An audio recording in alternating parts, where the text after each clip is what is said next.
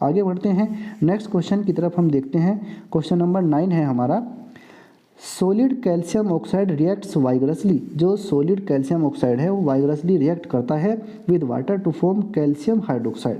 Calcium oxide जो है जब वाटर के साथ में रिएक्शन करता है तो कैल्शियम हाइड्रोक्साइड ही बनता है। ठीक है, आगे accompanied by liberation of heat, और हीट निकलती है। This process is called slaking of lime. तो आगे है calcium hydroxide dissolve in water to form its solution called lime water. फिर कैल्शियम हाइड्रोक्साइड पानी में घुलने के बाद लाइम वाटर बनाता है। Which among the following is और are true about slaking of lime and the solution form. तो इनमें से बताना है कि कौन सी इनमें से जो स्टेटमेंट है वो सही है। It is an endothermic reaction, गलत है। It is an exothermic reaction, सही बात है। The pH of the resulting solution will be more than 7, ये भी सही है। और जो pH है इसका रिजल्टिंग लेस देन 7, ये बात गलत है। तो दो ऑप्शन बिल्कुल सही है इसमें, क्योंकि जो लाइम वाटर है एक तरह से वो बेस है, बेसिक नेचर का है, तो वो जो है उसका जो pH है वो 7 से ज़्यादा होगा। तो इसमें जो हमारे ऑप्शन दो हैं, एक तो सेकंड एंड एक फोर्थ, तो सेकंड एंड फोर्थ हमारे जो है इसमें सही ऑप्शन आए हैं।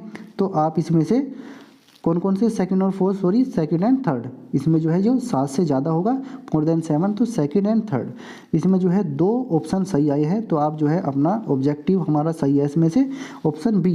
ठीक है, second and third is the correct answer, क्योंकि ये एक्सोथर्मिक भी है और ये बेसिक नेचर का होता है। इसका pH जो है 7 से ज़्यादा होगा। तो 2 और 3 ये दोनों सही ऑप्शन है। आगे बढ़ते हैं। Barium chloride on reacting with ammonium sulphate forms barium sulphate and ammonium chloride. Which of the following correctly represent the type of reaction involve. तो देखिए जो हमारा बेरियम क्लोराइड होता है, बेरियम क्लोराइड और अमोनियम सल्फेट की जब हम रिएक्शन करते हैं BaCl2 plus ammonium sulphate NH4 का होल ट्वाइस SO4, तो देखिए इसमें क्या क्या बनने वाला है। तो जो इसमें जो प्रोडक्ट बनते हैं, बेरियम सल्फेट अलग निकल जाता है, ये वाइट PPT में अलग निकल जाता है, और साथ ही NH4Cl बनता है। तो ये एक तरह से डबल डिस्प्लेसमेंट रिएक्शन है। तो डबल डिस्प्लेसमेंट रिएक्शन है, इसके साथ साथ जहाँ डबल डिस्प्लेसमेंट रिएक्शन होगी वहाँ प्रेसिपिटेशन भी होगा। तो ये प्रेसिपिटेशन रिएक्शन भी है। तो इसमें प्रेसिपिटेशन रिएक्शन है, और इसमें जो ये जो है विकल्प हमारा सेकंड है, ये सही हो गया है। और जो इसमें ऑप्शन जो फोर्थ है डबल डिस्प्लेसमेंट रिएक्शन, ये भी सही हो गया। तो 2 और 4 दोनों सही हैं। तो 2 और 4 तो आप सेलेक्ट कर लेंगे ऑप्शन डी को। आगे बढ़ते हैं। नेक्स्ट क्वेश्चन है, electrolysis of water is a decomposition reaction. आगे the mole ratio of hydrogen and oxygen gases liberated during electrolysis of water is. तो देखिए जो H2O ये है वाटर का मोलिकुलर फॉर्मूला, इसमें हाइड्रोजन और ऑक्सीजन में 2:1 रहता है। तो यही जो है इसी तरह से जो गैस इसमें रिलीज होंगी, लिबरेट होंगी, तो उनका रेशो भी 2:1 ही रहेगा। ठीक है, तो आपको याद रखना है 2:1, ऑप्शन बी है, सही है। आगे देखते हैं, विच of the following an endothermic process. तो इसमें से जो है कौन एंडोथर्मिक है। डाइल्यूशन ऑफ सल्फ्यूरिक एसिड नहीं है, ये एक्सोथर्मिक है। सब्लिमेशन ऑफ ड्राई आइस ये नहीं है। सब्लिमेशन ऑफ ड्राई आइस कहें या सब्लिमेशन ऑफ कैंपर कहें, ये दोनों के दोनों जो है एंडोथर्मिक प्रोसेस है। सब्लिमेशन ऑफ ड्राई आइस आ जाए या सब्लिमेशन ऑफ कैंफर आ जाए तो ये भी एंडोथर्मिक है। इससे ऊपर वाला डाइल्यूशन ऑफ सल्फ्यूरिक एसिड ये तो एक्सोथर्मिक है। आगे condensation of water vapour, condensation of water vapour जो है आपका एंडोथर्मिक प्रोसेस नहीं है। इसके बाद इवेपोरेशन ऑफ वाटर, ये है evaporation of water endothermic process है। तो sublimation of dry ice and evaporation of water, तो ऑप्शन 2 और 4 ये आपके बिल्कुल सही हैं। तो आप जो है डी को सिलेक्ट करेंगे, जो अपना ऑप्शन डी है ये करेक्ट है।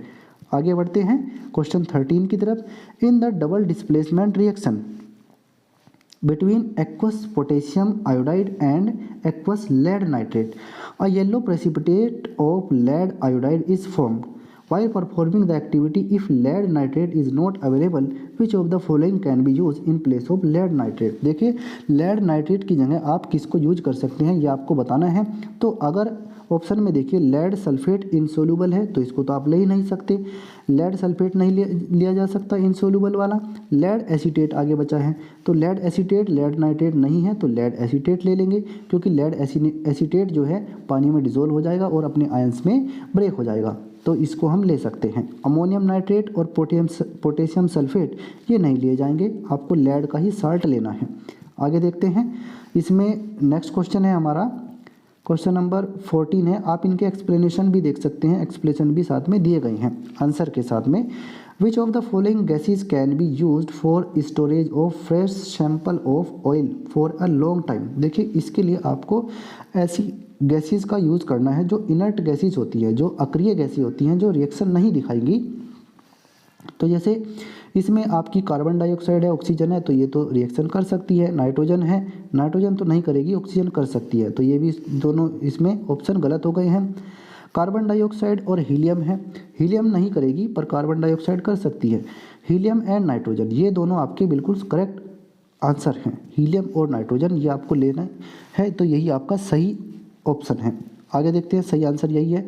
तो इसमें आगे क्वेश्चन नंबर 15 है हमारा, इसमें लिखा है the following reaction is use for the preparation of oxygen gas in the laboratory. तो यहाँ पर KClO3 को हीट किया गया है, तो ये एरो है और कुछ नहीं है। हीट करने के बाद आपके पास में कैटलिस्ट की प्रेजेंट में इसको हीट किया गया है, तो आपके पास ये 2KCl पोटेशियम क्लोराइड और ऑक्सीजन गैस निकली है। तो आपको इनमें से करेक्ट आंसर कौन सा है वो चुनना है। It is a decomposition reaction and endothermic in nature. ये डिकम्पोजिशन रिएक्शन है और एंडोथर्मिक भी है। देखिए हीट दी जा रही है तो इसलिए एंडोथर्मिक है, और यहाँ पर पोटेशियम क्लोरेट का डिकम्पोजिशन हो गया है, तो ये डिकम्पोजिशन रिएक्शन भी है। इसमें पहला जो ऑप्शन है ये तो बिल्कुल सही हो गया है, पहला स्टेटमेंट सही है। इट इज़ अ कॉम्बिनेशन नहीं है, कॉम्बिनेशन नहीं है। It is a decomposition reaction and accompanied by release of heat. इसमें हीट रिलीज नहीं हो रही है, हीट इसमें देनी पड़ रही है। It is a photochemical decomposition, नहीं हीट दे रही है इसमें, तो थर्मल डिकम्पोजिशन है ये। तो इसमें केवल एक ही स्टेटमेंट सही है, तो ऑप्शन ए हमारा करेक्ट आंसर है। आगे बढ़ते हैं क्वेश्चन नंबर 16 की तरफ। Which one of the following processes involve chemical reactions. तो इसमें बतानी है आपको किसके अंदर केमिकल रिएक्शन होगी। Storing of oxygen gas under pressure in a gas cylinder. देखिए गैस सिलेंडर के अंदर आप ऑक्सीजन गैस को स्टोर करेंगे हाई प्रेशर के साथ में, तो कोई केमिकल चेंज थोड़ी हुआ है। लिक्विफिकेशन जो है, लिक्विफेक्शन जो है एयर का किया गया है, तो लिक्विफेक्शन एयर का किया गया है, तो इस पर भी कोई केमिकल चेंज नहीं है। Keeping petrol in a China dish in the open. खुले में जो है आपने पेट्रोल को चाइना डिश के अंदर रख दिया है, तो कोई केमिकल चेंज नहीं है। Heating copper wire in presence of air at high temperature. जब आप कॉपर के वायर को हाई टेम्परेचर पर in presence of air heat करेंगे तो ये केमिकल चेंज हो जाएगा और ये ब्लैक कलर का कॉपर ऑक्साइड में कन्वर्ट हो जाएगा। तो यही हमारा इसका करेक्ट स्टेटमेंट है, यही करेक्ट आंसर है। आगे बढ़ते हैं, क्वेश्चन नंबर 17 को देखिए। In which of the following chemical equations the abbreviations represent the correct states of the reactants and products involve at reaction temperature. तो यहाँ पर आपको ये बताना है कि जो ये इक्वेशन दी गई है इनमें से किसके अंदर करेक्ट जो है लेबलिंग की गई है। तो अब यहाँ पर देखिए जैसे H2 है, H2 जो है हाइड्रोजन गैस है, हाइड्रोजन गैस है, हाइड्रोजन गैस और ऑक्सीजन भी गैस है, और इसके बाद जो है H2O बना है, ये लिक्विड है। बस जो ये है ये पहचान लीजिए, ये गैस है, ये गैस है और ये लिक्विड है। तो देखिए ऑप्शन जो है हमारा जो सी है, हाइड्रोजन गैस, ऑक्सीजन गैस और H2O लिक्विड, यही इसका बिल्कुल सही करेक्ट आंसर है। तो option C is the correct answer. आगे देखिए क्वेश्चन नंबर 18 को। Which of the following are combination reactions. Combination reactions वो होती हैं जिसमें दो या दो से ज़्यादा रिएक्टेंट आपस में मिल करके एक प्रोडक्ट बनाते हैं, तो ये कॉम्बिनेशन रिएक्शन होती है। पहली को देखिए 2KClO3, अभी पीछे देखी थी आपने यही इक्वेशन, तो ये डिकम्पोज हो गया है। MgOH2O ये जो है कॉम्बिनेशन रिएक्शन है, इसमें दो मिलकर के एक बन गया है। आगे Al और 4Al और 3O2 ये भी जो है दोनों मिलकर के एक बन गया है, Al2O3। तो ये दोनों तो हो गई हैं कॉम्बिनेशन रिएक्शन। आगे ZnFeSO4 जो है ZnSO4Fe, ये कॉम्बिनेशन नहीं है, ये डिस्प्लेसमेंट रिएक्शन है। तो इसमें हमारे दो ऑप्शन सही हो गए हैं, second and third. Second and third option correct answer है, तो यही आप इसको जो है सेकंड एंड थर्ड के हिसाब से अब आप देख लीजिए, इसमें ऑप्शन डी है, सेकंड एंड थर्ड, ये जो है करेक्ट आपका आंसर है। आगे बढ़ते हैं हम अपने नेक्स्ट क्वेश्चन की तरफ। यहाँ तक हमारे ऑब्जेक्टिव टाइप क्वेश्चंस पूरे हो गए हैं। अब हम बात करते हैं अपने शॉर्ट आंसर क्वेश्चंस को। देखते हैं इनको। ये आप एनसीईआरटी का एग्जाम्पलर क्लास 10 का साइंस का लेसन 1 चल रहा है। ये सभी क्वेश्चंस बहुत इंपॉर्टेंट है, आप इनको कई बार 2-3 बार देख करके अच्छे से तैयार करके जाइए अपने एग्जाम्स में। इनमें से बहुत से क्वेश्चन जो है एज इट इज रिपीट होते हैं एग्जाम्स के अंदर। तो आप देखते हैं हम इसमें शॉर्ट आंसर टाइप जो हमारा क्वेश्चन है, पहला क्वेश्चन है इसमें, क्वेश्चन नंबर 19 इसको दिया गया है करके, right the balance chemical equation for the following reactions and identify the type of reactions in each case. यहाँ पर आपको रिएक्शन को आइडेंटिफाई भी करना है। पहला है nitrogen gas is treated with hydrogen gas in the presence of catalyst at 773 kelvin to form ammonia gas. देखिए नाइट्रोजन गैस को आपने जो है रिएक्शन कराना है हाइड्रोजन के साथ में, तो N2 + 3H2 ये इसका बैलेंस इक्वेशन हमने लिख दिया है।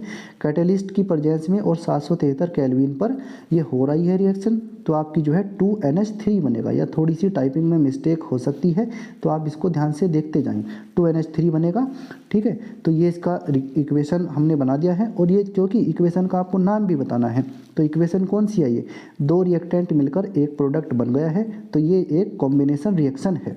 तो ये आपका इसका सही आंसर इस तरह से कर लेंगे। आगे देखते हैं हम।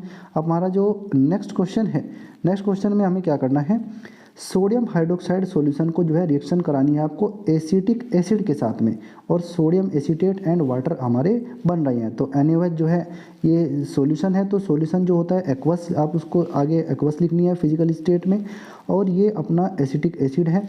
एसिटिक एसिड के सामने भी जो है अब ये हमारा लिक्विड फॉर्म में है, तो ये लिक्विड इसके आगे आप L लिख देंगे, L लिक्विड में L लिख देंगे। तो देखिए यहाँ पर CH3COO के साथ में Na चला जाएगा, CH3COO Na बनेगा, और एक्वस ये एक्वस फॉर्म में आएगा, और प्लस H2O जो है आपका लिक्विड फॉर्म में आएगा। तो ये क्या है, यहाँ पर जो है जो आयंस हैं, आयंस का एक्सचेंज यहाँ पर हो रहा है। तो आयंस का एक्सचेंज होने की वजह से, तो यहाँ पर एक चीज़ और देखिए, यहाँ पर ये NaOH है, ये एक तरह से बेस है, और ये जो है अपना एसिड है। तो बेस की और एसिड की रिएक्शन हो रही है, तो एसिड और बेस की रिएक्शन होने की वजह से ये जो है न्यूट्रलाइजेशन रिएक्शन भी है, ये न्यूट्रलाइजेशन रिएक्शन भी है।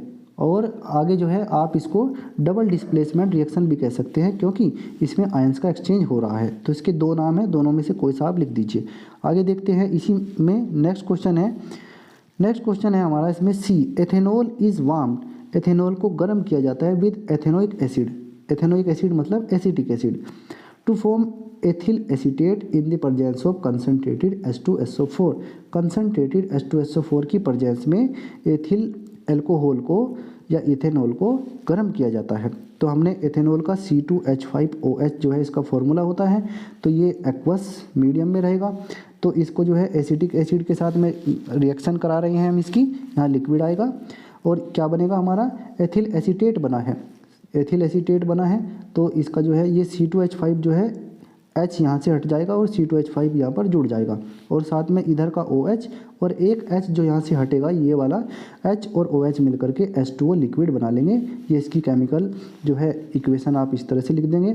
और यहाँ पर भी क्या हो रहा है, तो ये जो है डबल डिस्प्लेसमेंट रिएक्शन तो है ही, डबल डिस्प्लेसमेंट आप इसमें ये लिख देंगे, डबल डिस्प्लेसमेंट रिएक्शन है। इसमें ये न्यूट्रलाइजेशन रिएक्शन आप ना भी लिखेंगे तो चलेगा, इसमें आप डबल डिस्प्लेसमेंट रिएक्शन आप इसमें लिख देंगे।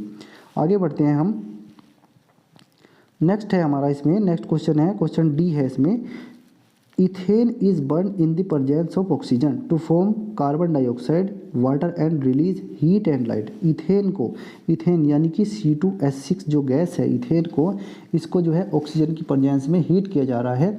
तो इसमें जो है जब हीट किया जाएगा तो carbon dioxide water and heat जो है इससे निकल रही है। तो इथेन जो है, अब जो इसमें इथेन का जो फॉर्मूला है C2H6 है, इथेन का C2H6 है इथेन का फॉर्मूला। ये थोड़ी सी मिस्टेक है, C2H6 मैं जो है आपको बैलेंस केमिकल इक्वेशन लिखकर दिखा देता हूँ।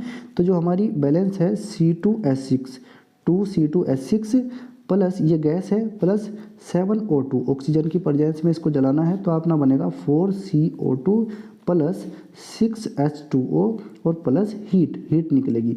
तो ये आप इक्वेशन इसमें अपना करेक्ट कर लेंगे।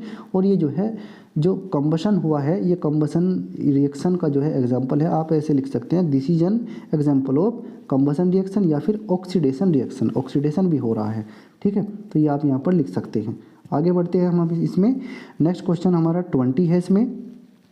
Right the balance chemical equation for the following reactions and identify the type of reaction in each case. यहाँ पर आपको हर एक केस में रिएक्शन का नाम भी आइडेंटिफाई करना है। तो ये रिएक्शन का नाम आइडेंटिफाई करने के लिए आपको क्या करना है, सबसे पहले इक्वेशन लिखेंगे, फिर देखेंगे कि ये कौन सी रिएक्शन है।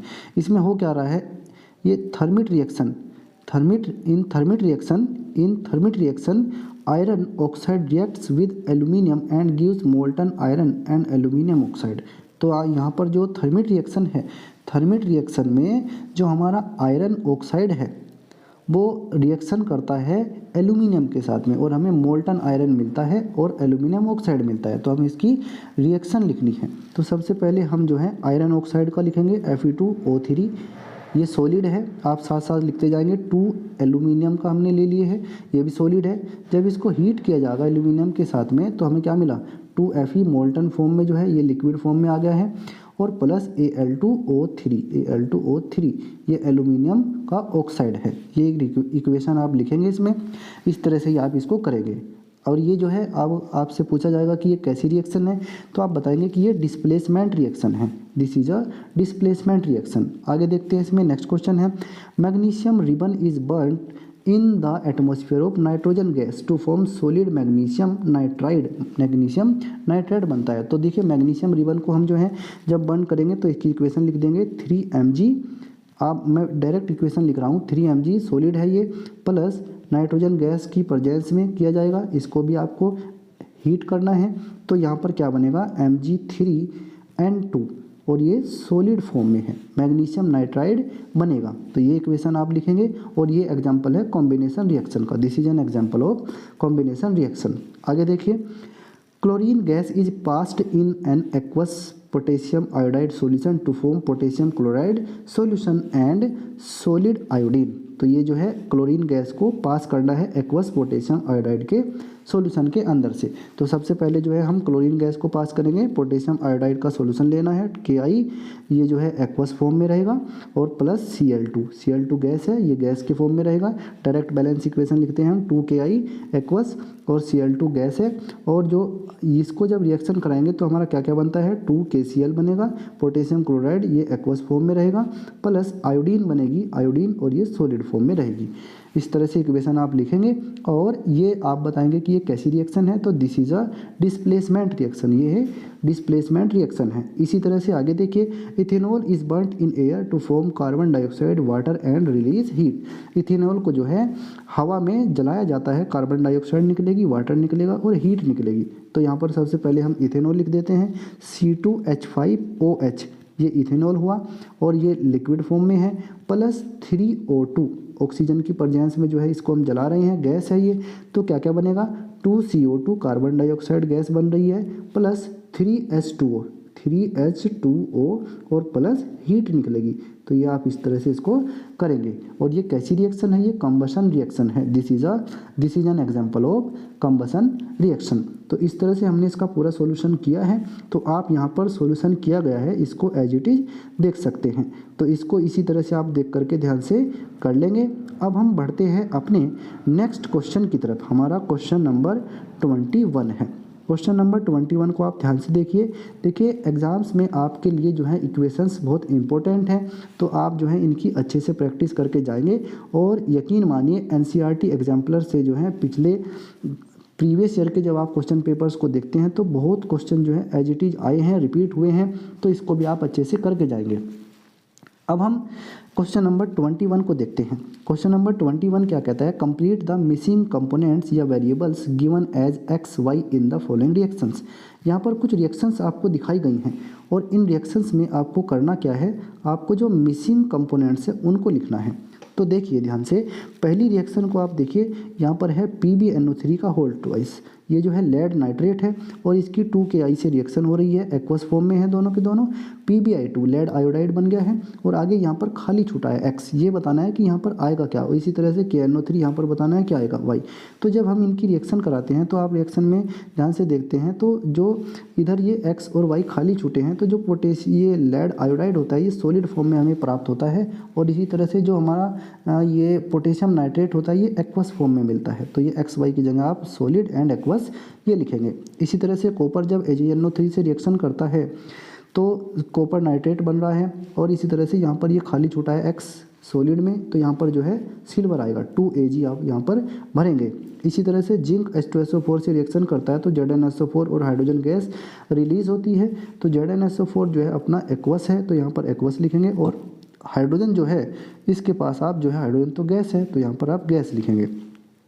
इसी तरह से जब कैल्शियम कार्बोनेट को जो है सॉलिड कैल्शियम कार्बोनेट को हीट किया जाता है तो हीट करने के बाद तो पहली बात तो जो है X यहाँ पर भी है, इसके ऊपर भी X है, जो ये एरो है एरो के ऊपर X है, तो एरो के ऊपर X है तो आप इस X को लिखेंगे हीट। ये थोड़ी टाइपिंग में मिस्टेक हो जाती है, तो एरो के ऊपर हीट लिखेंगे आप, हीट होगी, इसके बाद कैल्शियम ऑक्साइड सॉलिड बनेगा और कार्बन डाइऑक्साइड गैस निकलेगी। तो इस तरह से जो है ये यहाँ पर देखिए XY की सबकी वैल्यू यहाँ पर लिख दी गई है, तो इस तरह से आप इसे कंप्लीट करेंगे। अब हम बढ़ते हैं आगे अपने नेक्स्ट क्वेश्चन की तरफ। हमारा क्वेश्चन नंबर 22 है, which among the following chains are exothermic और एंडोथर्मिक इन नेचर। तो ये जो हमें यहाँ पर दिए गए हैं इनमें ये बताना है कि कौन इनमें एक्सोथर्मिक है और कौन इनमें एंडोथर्मिक है।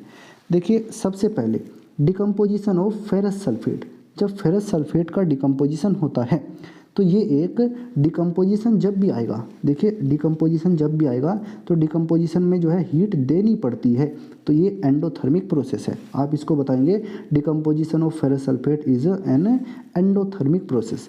डाइल्यूशन ऑफ सल्फ्यूरिक एसिड, जो ये स्ट्रॉन्ग एसिड होते हैं जब इन्हें डाइल्यूट किया जाता है, जब इनमें वाटर मिलाया जाता है तो इनसे बहुत ही ज़्यादा हीट निकलती है, तो ये जो है एक्सोथर्मिक प्रोसेस है। तो जो एक्सोथर्मिक प्रोसेस है ये हमारा डाइल्यूशन ऑफ सल्फ्यूरिक एसिड तो एक्सोथर्मिक प्रोसेस है। इसी तरह से dissolution of sodium hydroxide in water, ये भी एक ही बात है, डाइल्यूशन कर रहे हैं मतलब इसका भी सोडियम हाइड्रोक्साइड को वाटर में घोल करके, तो यहाँ भी बहुत ज़्यादा हीट लिबरेट होती है, हीट निकलती है, तो ये एक्सोथर्मिक प्रोसेस है। आगे dissolution of ammonium chloride in water, ammonium chloride का जो है वाटर में डिसोल्यूशन कर रहे हैं तो ये जो है अपना एंडोथर्मिक प्रोसेस है। तो इसमें आप बताएंगे कि ये एंडोथर्मिक प्रोसेस है या एंडोथर्मिक रिएक्शन है। सॉल्यूशन में इनके आंसर जो है लिख दिए गए हैं, आप यहाँ से देख सकते हैं। आगे देखते हैं question number 23, identify the reducing agent in the following reactions. यहाँ पर आपको रिड्यूसिंग एजेंट बताने हैं। देखिए रिड्यूसिंग एजेंट वो होते हैं जो खुद तो ऑक्सीडाइज हो जाते हैं, जो खुद यूँ समझ लीजिए खुद ऑक्सीडाइज हो जाते हैं और दूसरों के लिए रिड्यूसिंग एजेंट बन जाते हैं। जिनका ऑक्सीडेशन होगा वो रिड्यूसिंग एजेंट है और जिनका रिडक्शन होगा वो ऑक्सीडाइजिंग एजेंट होंगे।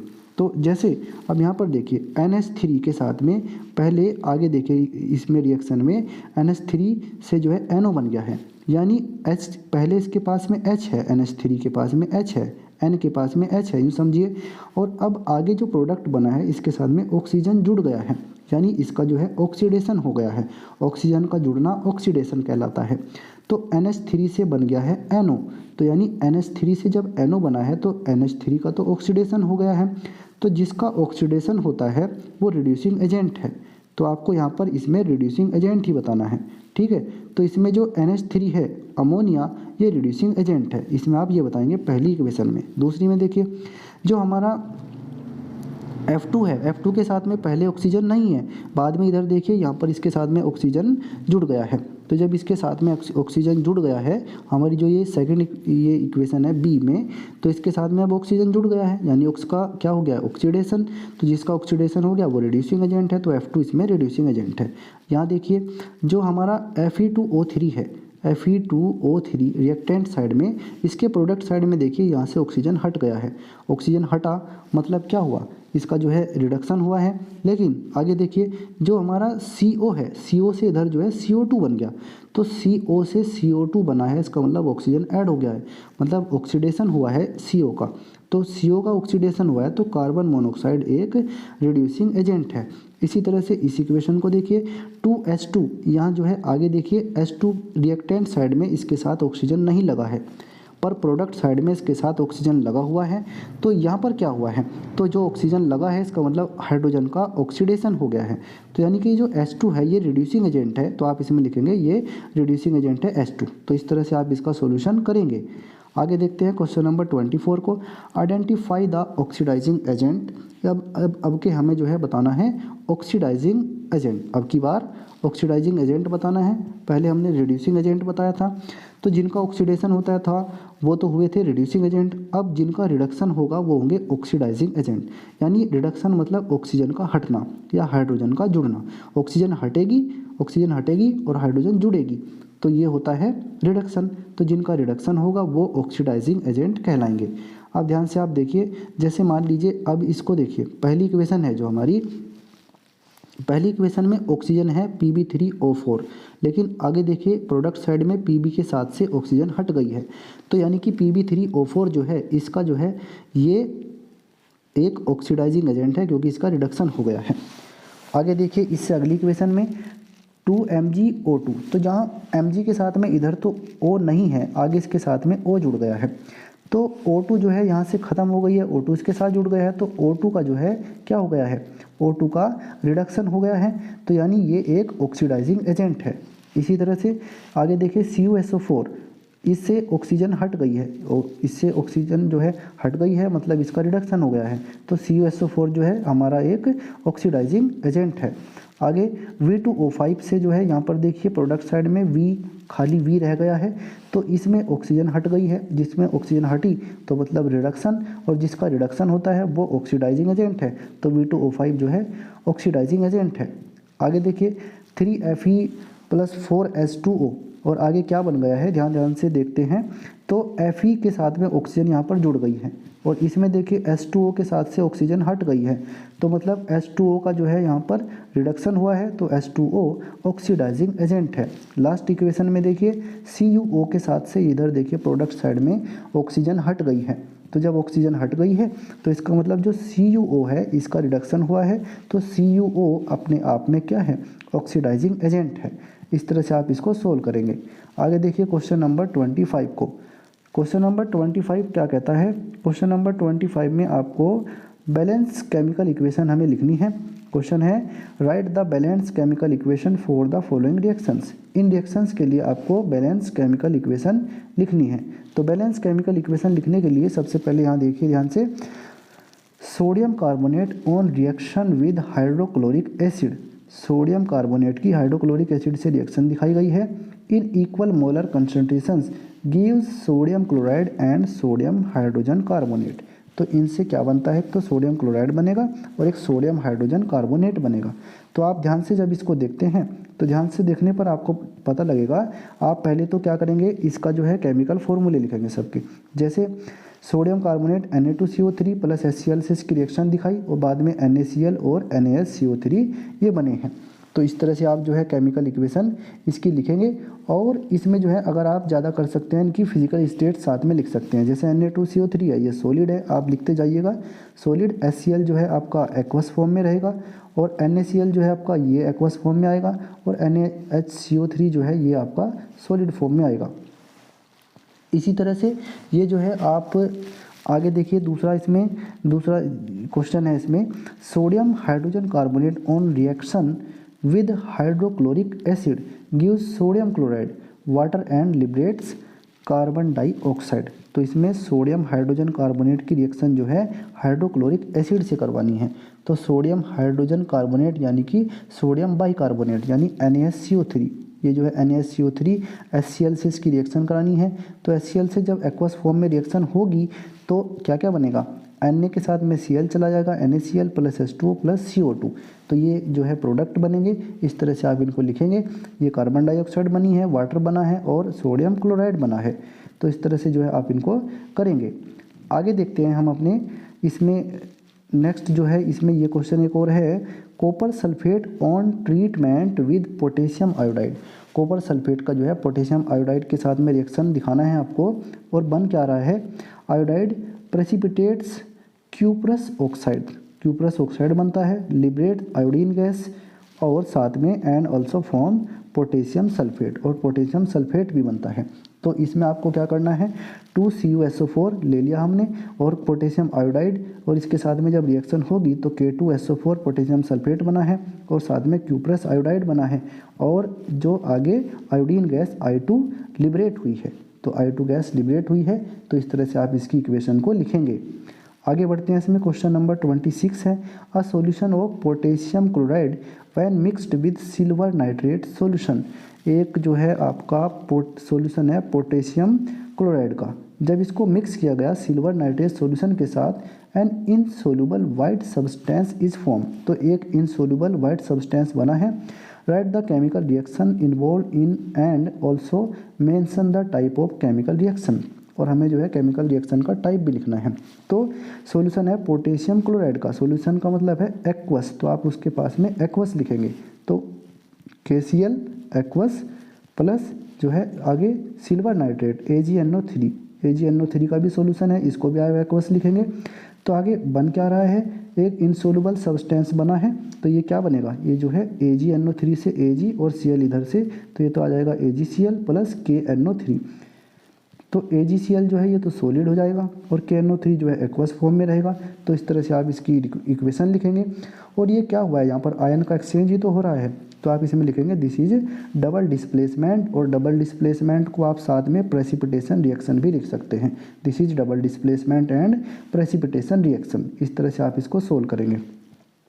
क्वेश्चन नंबर 27 है हमारा, ferrous sulphate decomposes with the evolution of a gas having a characteristics order of burning sulphur, और इससे जो है ऐसी बदबू आ रही है जैसे सल्फर जलता है, एक तरह से समझ लीजिए ऐसी गंध आ रही है जैसे सल्फर जलता है।